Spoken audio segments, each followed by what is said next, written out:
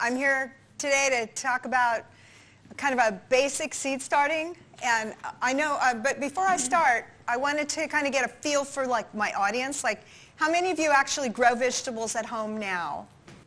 Great. How many of you start your vegetables from seed? Okay, good, great. So I have been gardening like all my life. I've been a Sacramento County Master Gardener since 2005.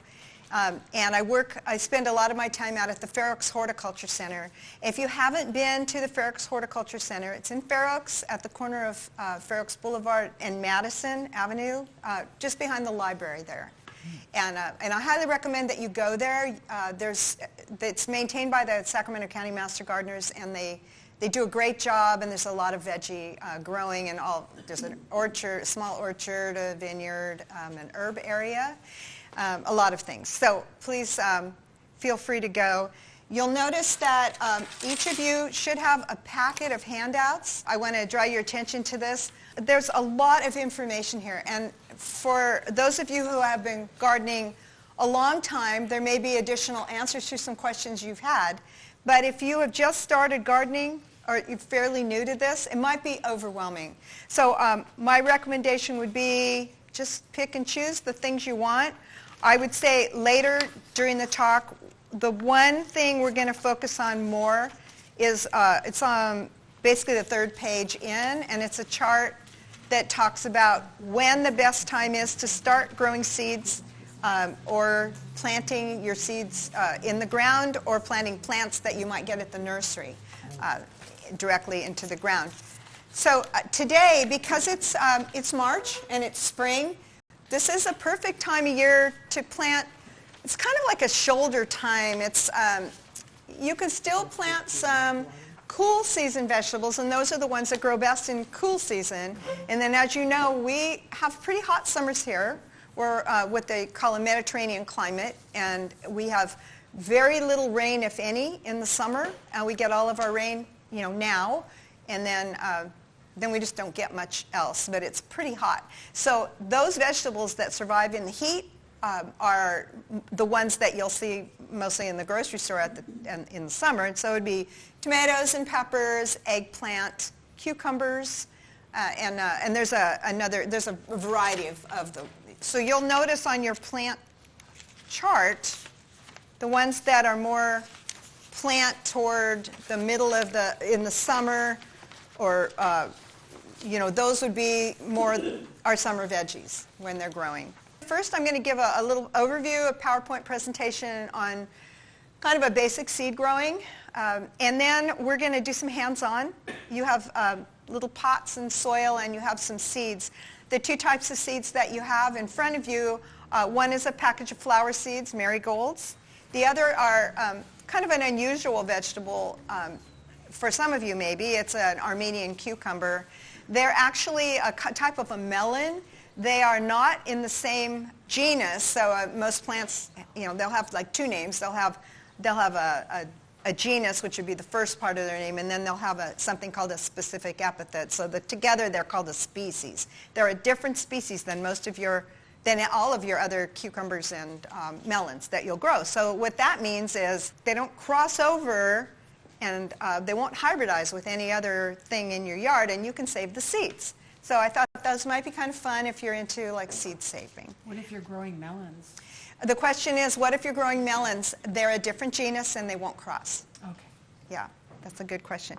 So there's the main two types of propagation methods are by asexual reproduction, and that would be if you take cuttings off of stem cuttings and maybe use some rooting hormone or not, and stick it in some damp soil and maybe cover it with a baggie or something, and then a month or more later you will get some roots growing off of it. That would be from stem cuttings. And divisions would be if, for example, you had a group of, let's say chives, some sort of a bunching situation, and you wanted to dig them up, and now's a good time to actually divide chives and other things. So you would pull them apart, and then you'd have a whole bunch of baby plants, and then you could just plant them back. So that would be the asexual cuttings and divisions. Today we're going to focus on the sexual reproduction, and by that what we're talking about is the male and the female parts of a plant. So you would have the male part, they're called the anthers, and they produce pollen. And the female part where the pollen goes in is the stigma. It's very sticky. It's a tube. The bottom of the tube is an ovary, and in the ovary, your seeds grow.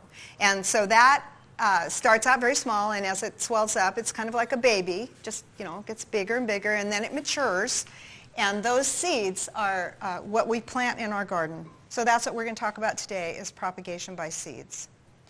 So I kind of want to get another feel here. Why would you want to plant things from seed? Specifically, there's a reason you came today. Why are you interested? The economics of planting. Okay. Seed. Okay. And by that, you mean you get a package of seeds with a whole lot of seeds. Yeah. And if you were to go to a nursery, a nearby nursery, you might get a 6-pack, or you might not even get a 6-pack anymore. 6-pack being a pack with 6 plants. Very expensive. Usually costs more than your seed packet would. Mm-hmm. Yes, ma'am. The availability of the plants. The availability of the plants. That's excellent. A lot of times you cannot find the variety you want. It might be an old-timey variety or something very unusual that you might want to try. So there are a few ideas here. When I first started gardening, I used to get seed catalogs in the mail. I'm not even sure why I got them in the mail, but I used to look through them and I would think, wow, this is really cool. And I'd order a couple of packages of seeds, and I didn't have any idea what to do with them. So I'd go out and I'd throw them in the ground, and then nothing would happen. And I'd be sad, and I would feel like a major failure. I can never garden. I'm not very good at this, etc. But that's not it. There's just little tricks and little things that you can do. So there are several different kinds of seed options. And I'm going to, first I want to talk about, instead of going like you would read, this direction, I'm going to start with the heirlooms. So heirlooms are what we call open pollinated. Usually an heirloom, when you talk about an heirloom, it's usually a plant that's been around 50 years or more, passed down from generations. It has to be what we call open pollinated, and by that it means that if you have, for example, a brandywine pink tomato, and you cross it with another brandywine pink tomato or itself, it will produce brandywine pink seeds. And they always come back true to form, which is what I was talking about when I was saying with these Armenian cucumbers. If you get seeds the next year inside your Armenian cucumber, that's an open pollinated heirloom plant. So then if you jump over here, hybrids are actually where you would take two open pollinated plants that you like the features of them. For example, one has a really good disease package, and one has big fruit. The other one might have be more sweet, or it might be more productive. So anyway, you would cross the pollen from one to the stigma of the other, create yourself a hybrid. And those are known as, like, F1 is their first generation hybrid. When you do that, you get those seeds, and they will be true that year, only that year. So every year when a hybrid seed, when you buy a seed package and it says a hybrid on it, those seeds have been crossed from year to year. They aren't, you don't, for example, you wouldn't take a sun gold tomato, which is a hybrid, and you wouldn't cross it with a sun gold and expect to get a sun gold. You might, but what you might get is some of the traits from the parents of the original sun gold. So your new sun gold might come out with not as sweet. It might be red. It might have larger tomatoes. Or you may get something that looks like a sun gold. You just never know, because its genetics is all mixed up. So it will just come out how it does. The other one I wanted to talk about are genetically modified, and they're changing that term now to be calling it more bioengineered. And what that means is they actually take some genes from one, they clip them, and they insert them into another plant. So you have one variety that may or may not be that same kind of plant. So, for example, on the market last year,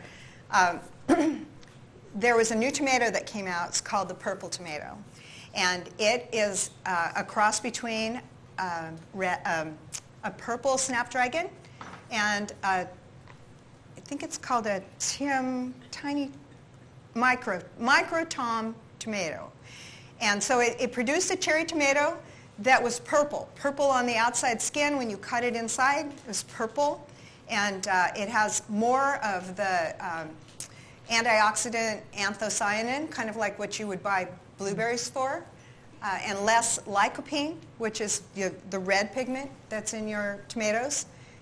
And so there's benefits to both of those. They're really healthy for you in different ways. But very similar, but lycopene, actually you may or may not know, the lycopene from your regular red tomatoes is a fat soluble, and so in order for it to be really absorbed well, you need to have a little fat with your tomato.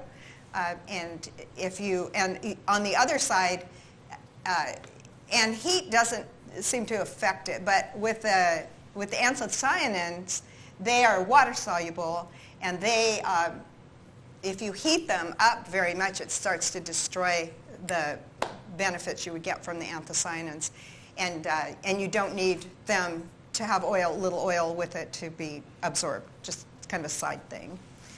So there are more genetically modified, bioengineered seeds that are coming on more and more, and there's a lot of controversy about them, and I'm not going to go into that, whether it's a good thing or a bad thing. It's just a thing, just to be aware of.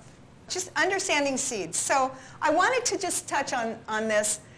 The seeds have, they're like a baby, like we were saying. They have everything inside them to start growing, as long as you give them the appropriate triggers, environmental triggers to start growing.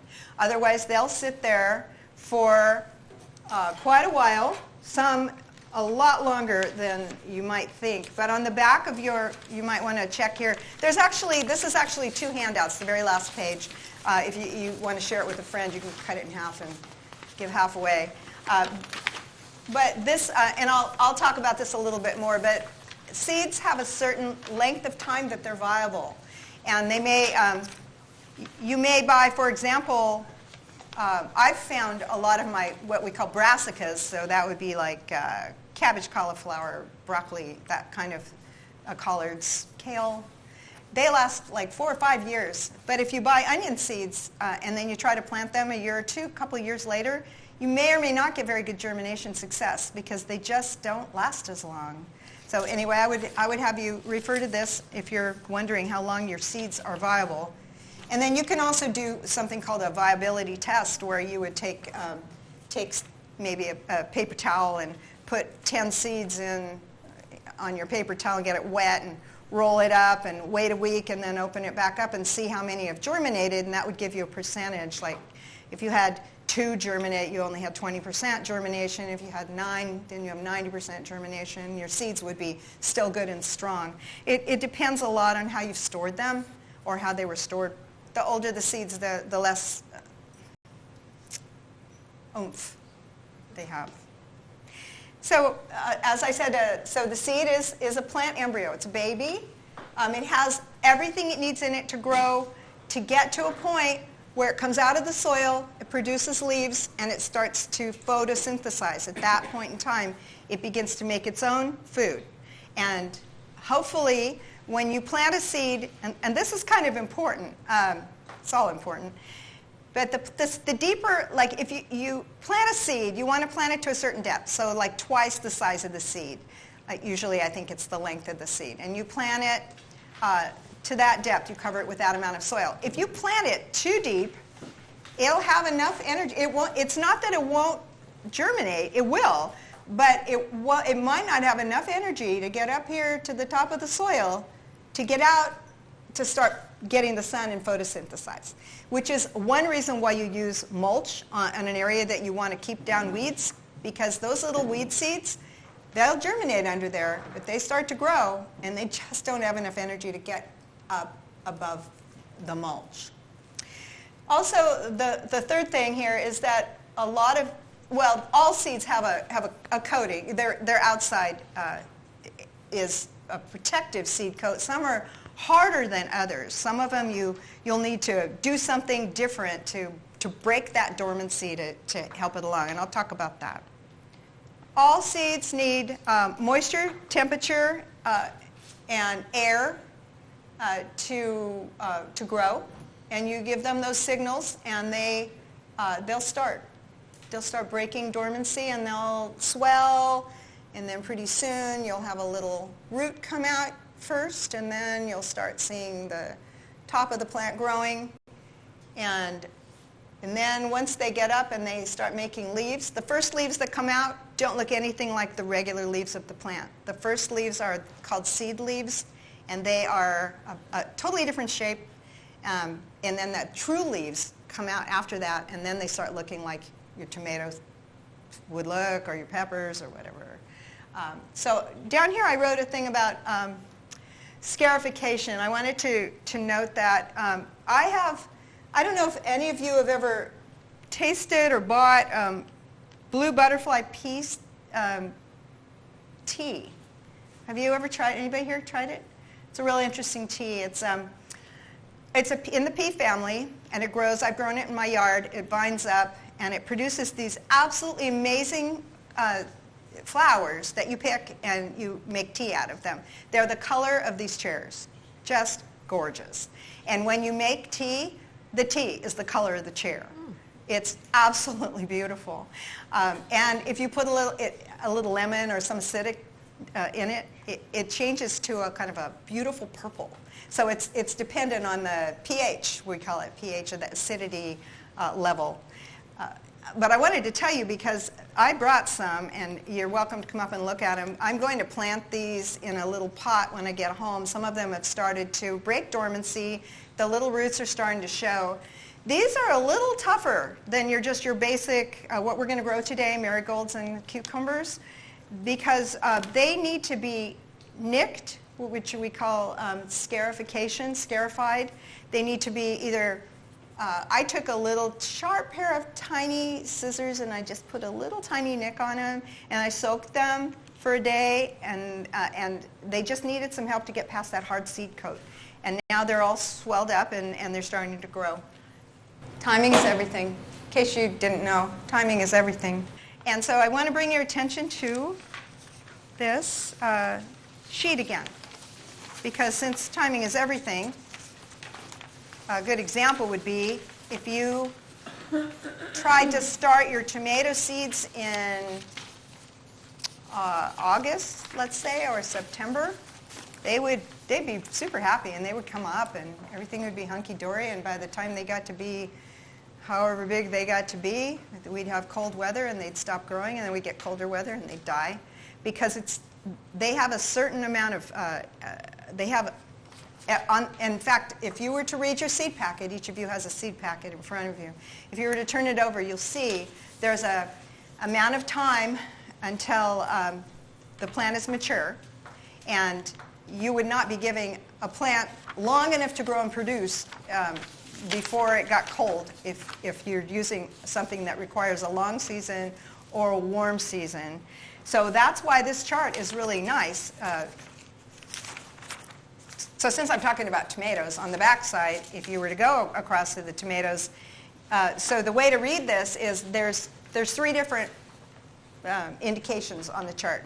There are lines that are striped, and those are when you want to start your seeds indoors or in a kind of a warmish place. And then once they get up and they're nice, pretty good size, and we're past freeze, so that would be right around the 1st of March, May, April, mid-April to May, depends on each year. Some years it's really cold, and you just have to wait a little longer. Generally speaking, the last weekend in April is usually pretty safe. We're probably only at maybe a 10% possibility of getting a freeze at that point, and maybe even less. So, yeah. But you can download this, and there's a whole lot of other, at the SAC MG website, if you were to Google SAC Master Gardeners, Sacramento County Master Gardeners, we have a link that gives an inordinate amount of different publications that you can go and find anything about any growing situation that you're interested in. So I would direct you there. Any questions about the planting schedule? Any trouble reading it, understanding it? I just had a question about artichokes. Question about artichokes? Yeah, I got some plants at Marketplace, and I've just had them in my greenhouse, and I don't know when I can stick them outside. My sister-in-law lives in Garden Valley, and they put some outside, and the aphids just went crazy for them. Oh. And they're small and tender, so I don't know if I should wait longer or... I've had artichokes in since, well, some artichokes are perennial, so they'll come back and they kind of like pop out at the bottom. Some aren't. I don't know what kind you have, but you could probably, you want to wait until there's no more freeze, but they're pretty hardy. Yeah. They might just sit there and not do anything. That's a lot of plants do that. Yeah, we did just build a raised bed for them, so at least they'll be... Yeah. And if it got really cold, you could protect them. Okay, I'm going to move on to something that's, I'm going to give you a very brief Greek mythology, just a little overview of something I find to be kind of fascinating. And this is called Persephone Days. Now, Persephone, as you can see, she's like half dark and half light. Persephone is the daughter of Zeus and Demeter. And Demeter is the goddess of agriculture. And they reproduced, and Persephone was born. And Demeter loved Persephone so much. But Hades, the god of the underworld, thought she was pretty cool. And he took her. And he took her into the underworld, where he wanted to have her stay. And Demeter was so upset that while she was under for half of the year, everything went to winter, and everything got cold, things stopped growing. So Hades said, well, all right, you can have her for half the year.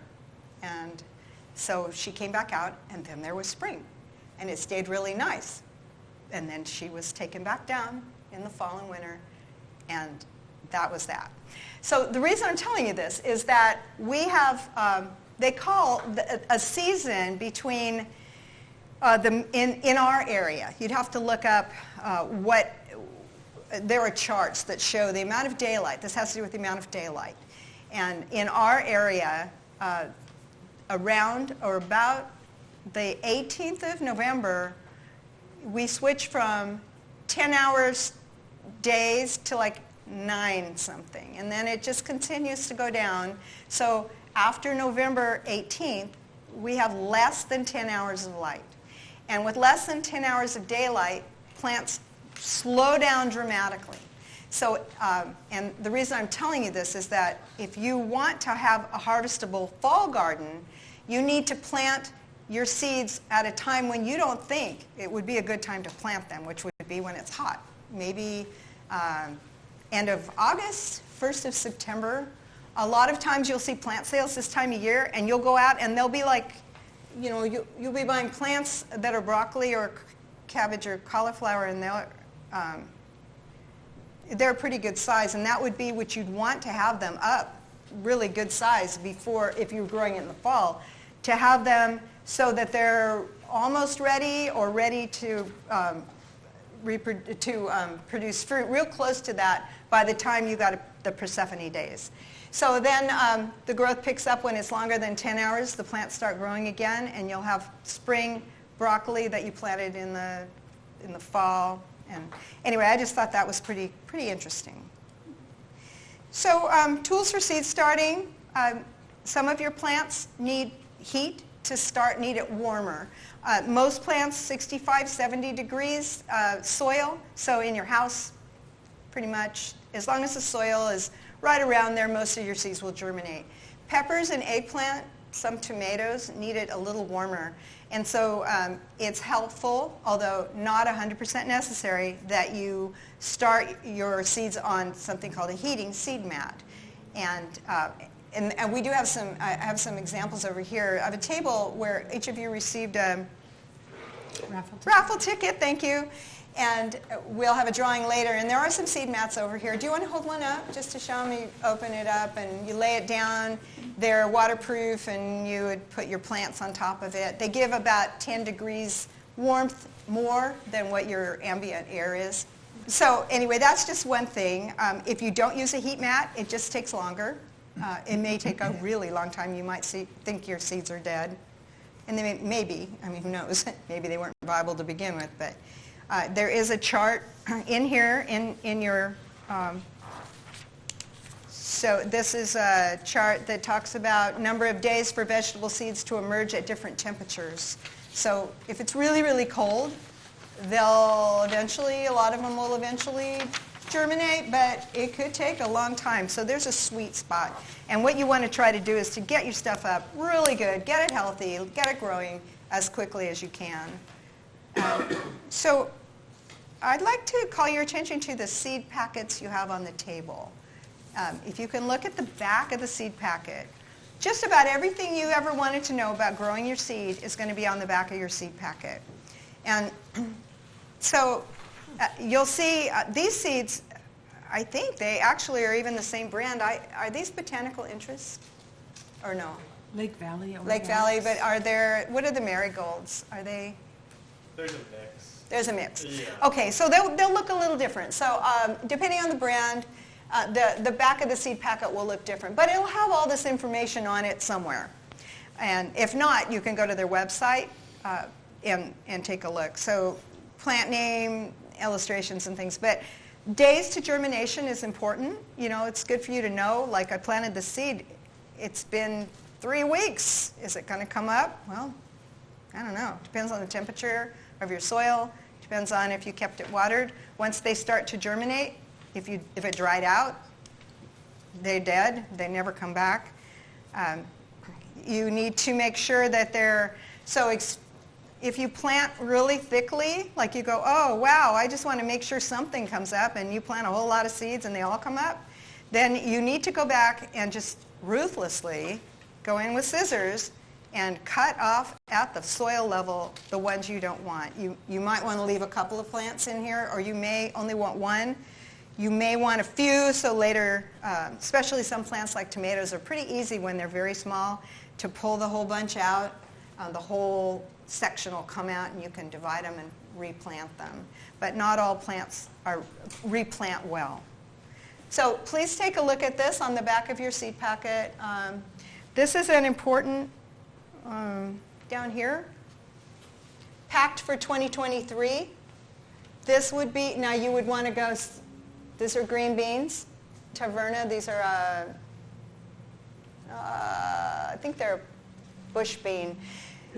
Regardless, 2023, you want to go and look on your viability chart and see how long you can be pretty sure these seeds are going to grow. A year-old seeds are usually, they're pretty good. But after they start to get 2, 3, 4 years old, like if you found this in the back of your closet and it said 2018, I don't know, you could do this test here and with the little paper towel and put a few seeds in and see if any of them germinated. And if they do and you really, really want that one, then you can plant it, of course. But chances are it may not grow or it might not be very vigorous. So this is the soil temperature. It's just a different chart. It's just a little bigger because it's on the screen. So you can go to different websites. You can Google around and you can find, and they're not all exactly the same, but they give you a rough idea of when you can, you know, how the soil temperature is really important. And this is another seed viability. I kind of thought this was a cute one because it talks about years. Like here's a year, here's 2, here's 3, here's 4. And there's a whole lot of different veggies in here. These are all easy to find on, you know, just if you go to images, seed viability, all of these different, there'll be a lot of charts that show.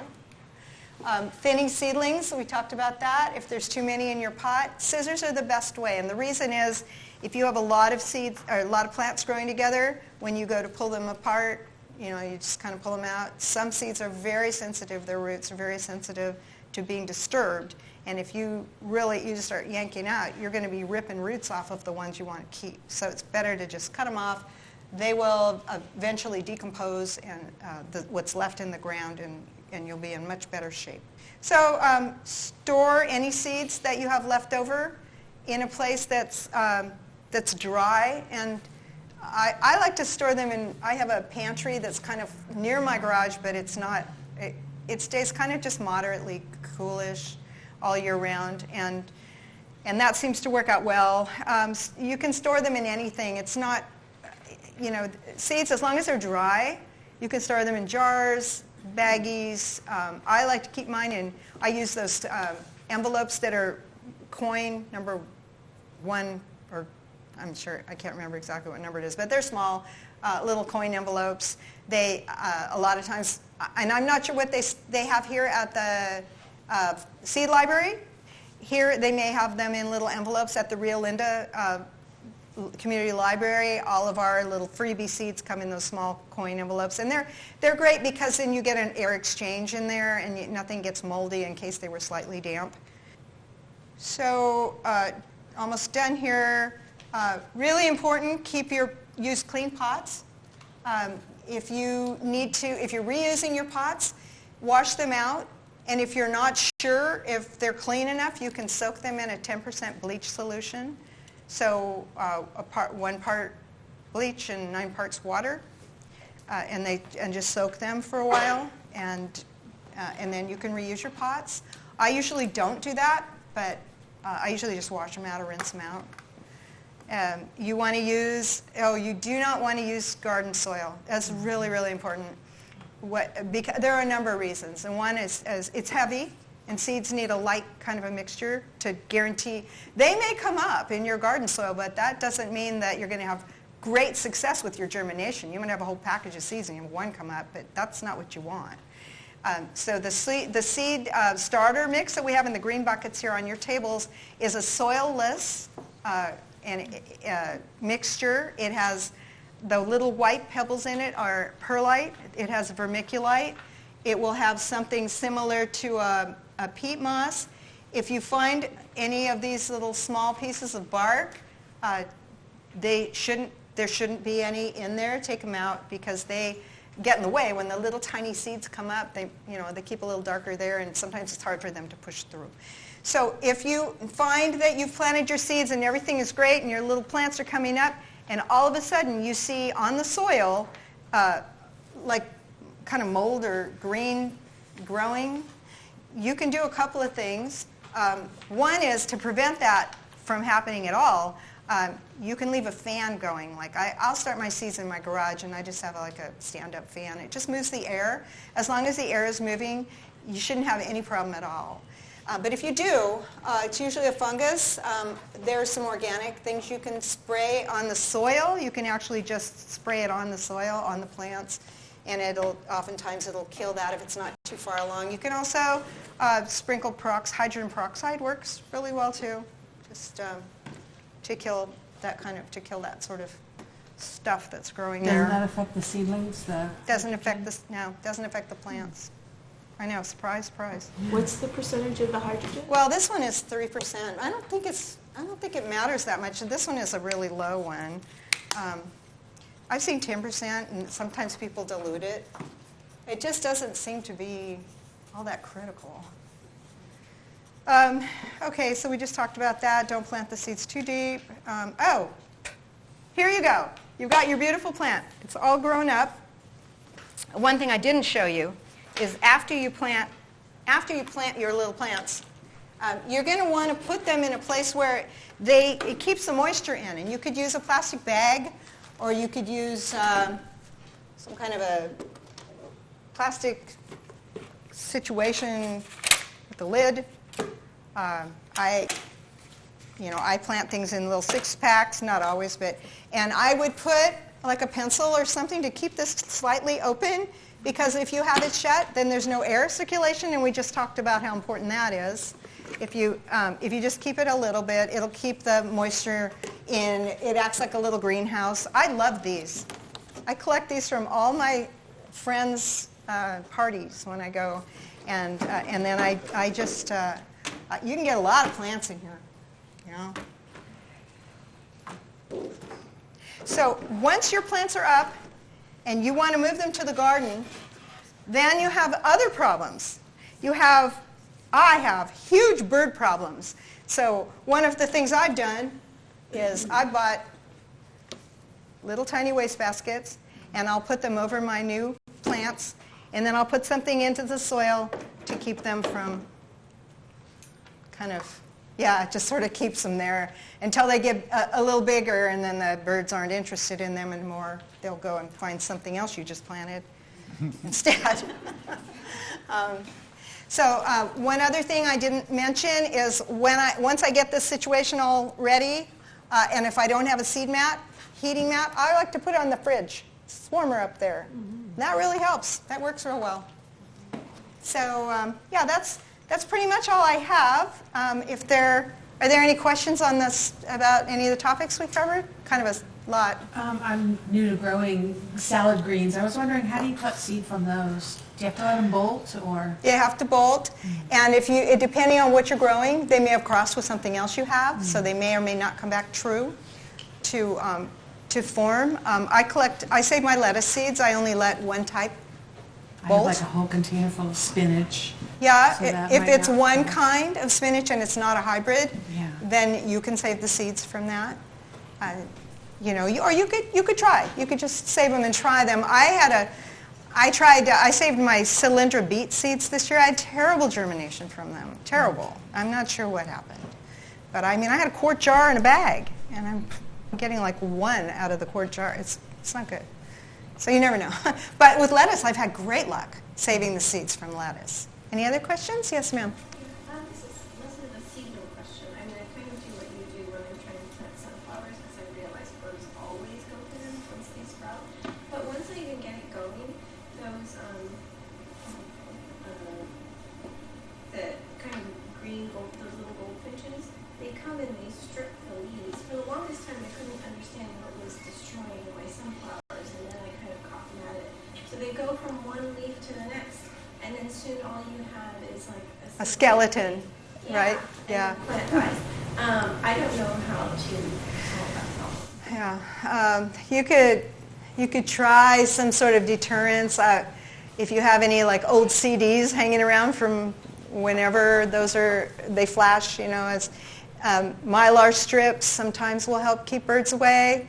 Some people I know have even tried turning on a radio and, if there's sound, to put a scarecrow kind of guy out there. So, if they're hungry enough, they'll do it. What I've found with birds is that timing, again, is everything. If you have them there and those particular birds are coming through your yard that year, you just might have a problem. And I agree with you. I've had that same thing happen.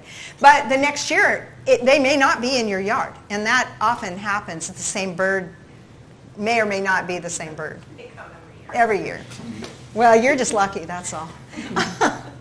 But yeah, you might try the Mylar or the CDs or some sort of thing like that.